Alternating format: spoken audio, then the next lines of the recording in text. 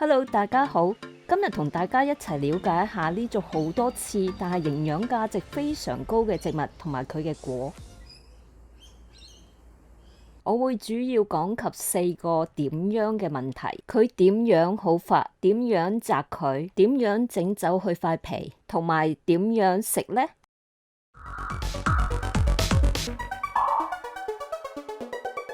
等我簡單介紹一下佢嘅葉 Cactus pad。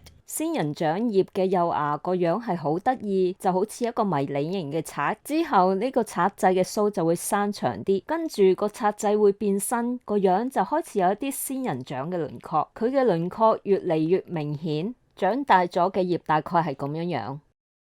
仙人掌嘅果係沿住塊葉生嘅，未熟嘅果咧係青色。唔同嘅種類嘅仙人掌熟咗嘅果咧會有唔同嘅顏色。通常熟咗嘅果嘅顏色咧就好鮮豔，就譬如紅色、紫色咁樣樣。英文有幾種叫法，通常叫佢做 cactus pear、prickly pear。咁廣東話就叫做仙人掌果。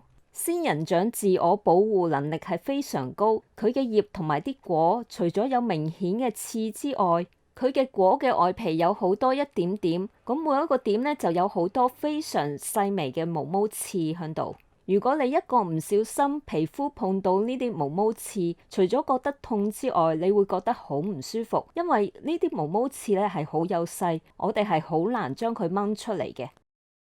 咁多刺，咁佢有咩好啊？資料顯示，仙人掌果除咗高纖維之外，佢仲含有豐富嘅維他命 A、維他命 C、鈣質、鎂、磷、鉀、水分等等。維他命 C 增強免疫系統，鈣質令到骨骼同埋牙齒咧更實淨。食用纖維可以幫助消化，降低膽固醇。鉀降低血壓，抗氧化劑，防止或者係延遲因為內在或者外間環境對身體裏邊細胞嘅傷害。傷害譬如有癌細胞、心臟毛病、食煙、輻射等等。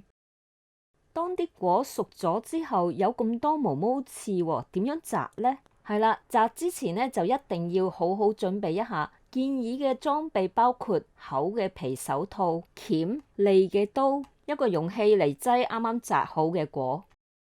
個果個表面有咁多毛毛刺，咁摘咗之後點樣入手去剝塊皮呢？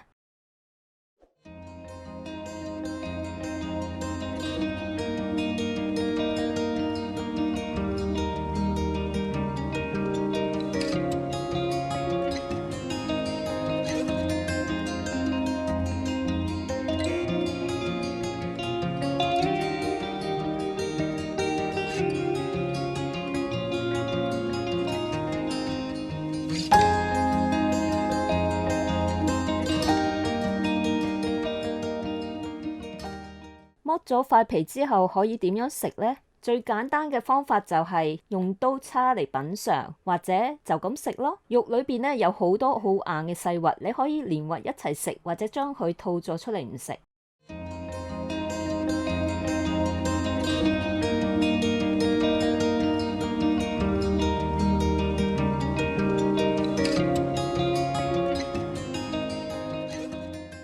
除咗就咁食之外，以下係幾種比較受歡迎嘅食法：將佢哋榨成汁嚟飲，整冰沙嚟食，同埋雪糕一齊食，整成果醬慢慢食。